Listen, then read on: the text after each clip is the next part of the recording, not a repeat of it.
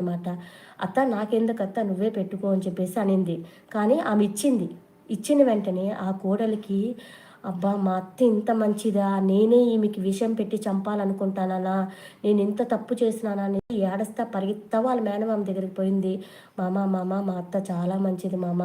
మా అత్త బతకాలి. ఆమెని నేనేమి చెయ్యొద్దు. ఆమె చాలా మంచిది. నాకిట్లా చేసింది.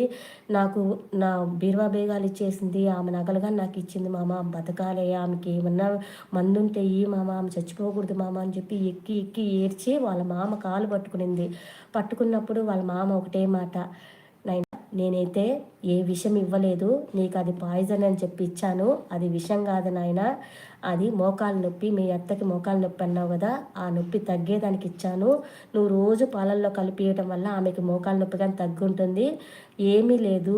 మనం మంచిగా ఉండి మనం మన అత్తోళ్ళతో మంచిగా ఉండి వాళ్ళు చెప్పిన విధంగా మనం నడుచుకుంటే వాళ్ళు గాని మారతారండి. వాళ్ళేదో చెప్పారనేసి మనం కఠినంగా వాళ్ళని తిట్టడము, చేయడం వల్ల వాళ్ళు గాని మనతో కఠినంగా ఉంటారు. ఈ ఒక్క విషయమే అండి నేను మీతో చెప్పబోయేది. ఇప్పుడు చూడండి అంత కఠినమైన ఆ అత్తని ఈ కోడలు చంపాలనుకునింది. ఆ కఠినమైన మనసునే మార్చి ఆ అత్తే కోడలు దారిలోకొచ్చింది. కోడలుగా మారింది. ఇప్పుడు ఎలా ఉన్నారంటే వాళ్ళు అమ్మ కూతురులా